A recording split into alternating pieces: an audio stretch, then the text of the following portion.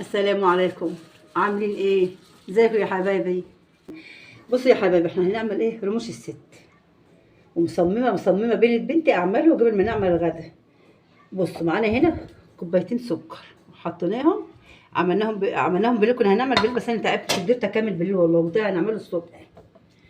فكوبايتين سكر على كوبايتين ميه حطيناهم على النار، بقوا حبه شربات كده حلوين. خلاص انا بقول لكم الشربات، حطينا ليمونه، نص ليمونه، عصره نص ليمونه، وحطيناهم غلوا بقوا شربات خفيف حلو كده اهو. ماشي. سمنه على زبده، مش زيت، لا سمنه على زبده. ماشي اهو، سمنه على زبده. ومعايا نص كوبايه السكر المطحون، نص كوبايه سكر مطحون. ومعايا كوبايتين دقيق. لو عاوزنا دقيق هنحط، مش عاوزنا خلاص. معانا كوبايه دقيق بسبوسه. ماشي. بيضه وبياض، ومعانا الصفار ده هنعينه عشان نعمل بيه وش رموش الست. ماشي يا حبيبي. هنعمل معاكم رموش الست ونشوف كده نستهدى بالله كده. خلاص يا حبايبي، هنعمل دول كده، ودول هخليهم للاخر، لو عوزتهم هحطهم وهحمصه كده لغايه لما ايه يبقى لونه ايه ذهبي معانا. انا دجاج اهو يا حبايبي، دجاج اللي هو الدجاج زيرو.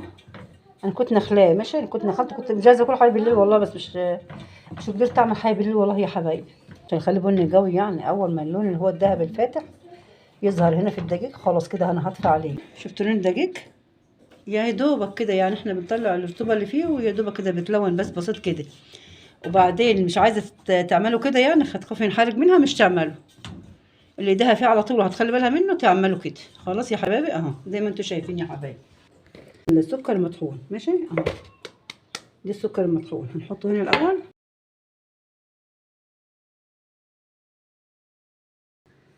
كوبايه الا ربع سمنه يا حبايبي. كده معانا السكر اهو. انا مش عندي مضرب بالكهرباء، انا هعمله كده بالمعلقه دي كده لغايه لما ينجلس كده مع بعضه. ضربناها يا حبايبي لغايه لما عملت ايه كريمه خالص. شايفين؟ الضربه دي كده تبقى كريمه خالص. حاطه سمنه على زبده يا حبايبي، متنفعش تنعمل بزيت، تنعمل بسمنه على زبده. شايفين القوام بتاعها كريمه خالص. بيضايه واحده معاها بياض بيضه، اللي احنا سيبنا ايه الصفار بتاعه على وش السلق. كيس فانيليا اهو.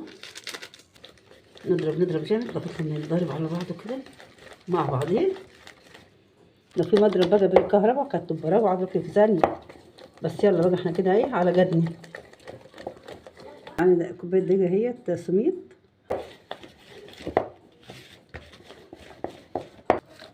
شايفين القوام على الحلو ازاي؟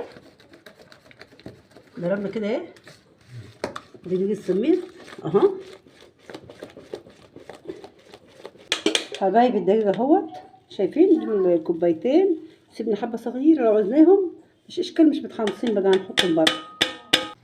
معلقه بيكنج باودر كده بقى يا حبايبي. انا هشيل بقى المعلقه واديها بايديا، اديها ايه بايديا عشان اشوف ملمس العجينه هتبقى شكلها ايه. ماشي يا حبايبي. انا ايديا مغسوله ومنضفها يا حبايبي، وهحط ايديا بقى عشان اعرف العجينه اعملها ازاي. اهي يا حبايبي حطينا حبه الدقيق باقيين.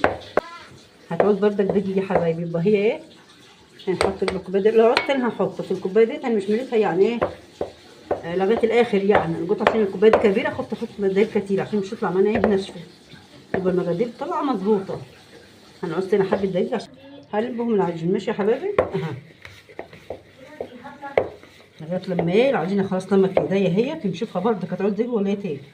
الكوبايه انا كنت مخلياها كوبايه الا ربع عشان خاطر الكوبايه دي كبيره، كوبايه الشاي دي فعلا يعني كبيره، مش مجمل هما بتوع الشاي العاديين لا. بصوا لسه بردك اهي. هنعوز ريحه بس كم شعره، مش تيجي معلقه. خلصها هي كده عسل.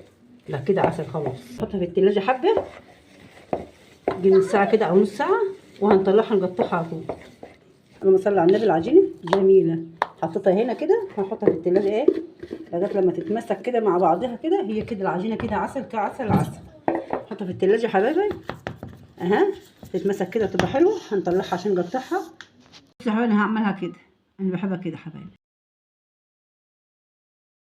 اها.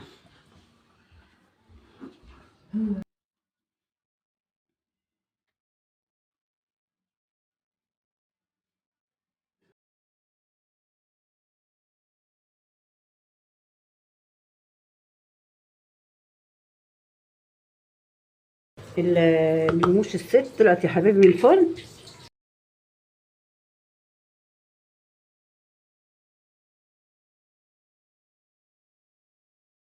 بقى دلوقتي هنقلبها كده.